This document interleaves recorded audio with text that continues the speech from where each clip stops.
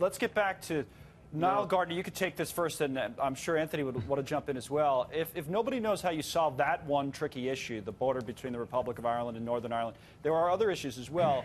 But what are the options available to Theresa May? Say, if her plan is not going to make its way through the Parliament in Britain, Melissa and I were just wondering during the last break, I mean, is there going to be another referendum? Is that one of the things that might happen? And if so, might the results be different next time around?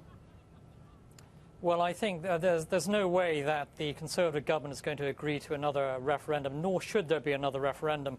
17.4 million Britons voted in June 2016 to leave the European Union. Britain has to respect the will of the British people. There's no need for a second referendum. Britain's already had its people's vote already. The British people have spoken on this matter. So as long as there's a Conservative government, you're not going to have a second referendum.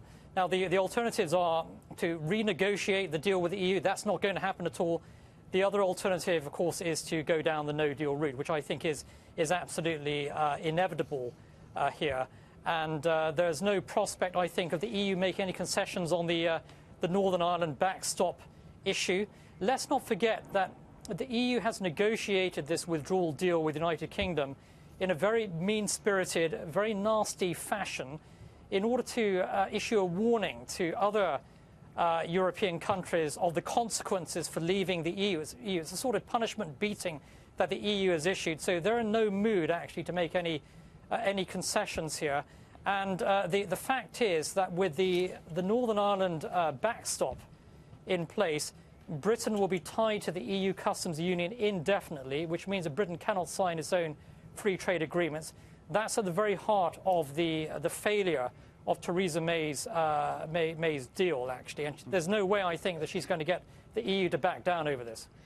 Ambassador, let me ask you, if there is a hard exit, as was suggested, if this deal doesn't go through, is that better or worse for the EU? I understand how you feel it would work out for the UK, but I'm just wondering that if the EU forces this scenario where there isn't a deal that can pass in the UK, are they better or worse off for having, forced this situation forward?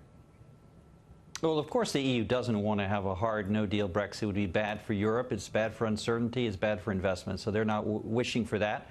They have actually done their best in this negotiation, so I disagree entirely. Look, all of the EU 27 have domestic politics as well.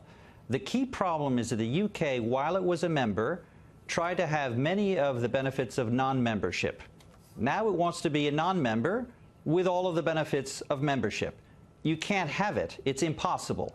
So that really, where we are today is in large part the logical consequence of the decisions and the red lines that were drawn by this Prime Minister a long time ago, and some of the ideological rhetoric that were just detached from reality. The EU cannot give a better deal to an exiting member than it gives to its existing or continuing 27. Yeah. Wait, John, real quick, can you respond to that? Because, I mean, I think there are a lot of people that would say that that's why an EU didn't make sense in the first place. I mean, the ambassador mentioned that everybody has their domestic politics that they're trying to focus on, and that's kind of the point, is that the country's politics and needs don't align with all of Europe. Yes, sovereignty is a big issue here, and let's not forget that we've had these matters related to taxation, different rates, a very low rate of taxation in Ireland, one of the EU countries, higher rates of corporate income taxation elsewhere. And those types of differences can cause strains and stresses that, question the longevity of the European Union and warn us that it doesn't solve all of the problems, all the differences that the member countries have. Speaking of which, and Heather, you can weigh in on this, this is not the only story from this region that's in the news, right now, more or less over the last however many months. I mean, we're dealing with the protests in France. We're dealing with slowing economies in places like Germany, the budget issues in Italy, on and on it goes, along with what we're seeing in the UK. So when you make risk-related decisions and talk about where money should be flowing. How do you look at Europe in general? How much trouble do you think, Heather, Europe is in? That doesn't sound like a great area to invest in right now. You're right, Colin. I mean, there's a lot of uncertainty around the globe, more so in the EU than the U.S., and it just speaks to how globalized and interconnected we are now. I mean, today the markets were rallying on positive Chinese negotiations on trade, and I think the market will continue higher tomorrow because we do have certainty from this no confidence vote. Whether you agree with it or back it or not, or whether Brexit will pass or not, at least we got past this short-term event, and it just goes to prove that we are so globally interconnected, and it does matter. What happens in the EU does matter here at home in the U.S. and for our markets. Yeah. Is Ashley still with us? I think so. Oh, okay. Ashley, do you really feel like it's the Northern Ireland situation? I mean, is that really the biggest thing that people are talking about? Or what is the main sort of sticking point or talking point that you're hearing when you talk to people out in the street? I know you like to go into the pub and talk to the locals. Yeah, we don't want to know. Well. That's where I do my best work, let's be honest.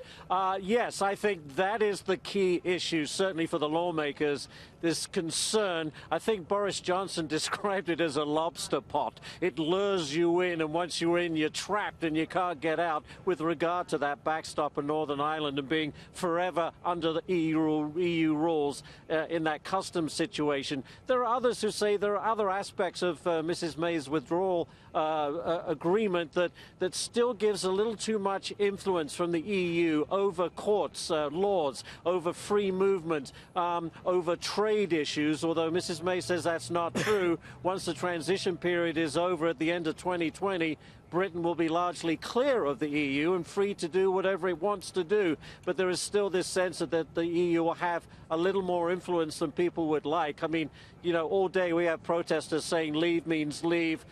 They want out. They were quite happy to have that hard Brexit. But it's just not an easy thing to do. And the ambassador brought up a very important point that an amendment was agreed upon in Parliament last week that will allow the parliamentary committees to stop a hard Brexit. They'll be able to take control and not allow that to happen. By the way, the bookmakers, when they start taking bets on what will happen, the outcome of Brexit, the favourite is a second referendum next year. The longest odds are for an agreement to be reached, which I think is really interesting. But they have odds on whether it would pass? The second referendum? Well, the longest odds, 10-1, is that it will pass. So it's a lot. It's 11-8 that it will be a second referendum, which I guess is, according to the bookmakers, the most likely outcome. Got it. Those are the people we watch, especially over there, the bookmakers. Thank you to everyone. Ashley, we'll let you get back to your office and do some of your best work. And the panel there, we didn't get the Gardner. Thank you very much. Thanks, yeah, guys. we appreciate it. Okay.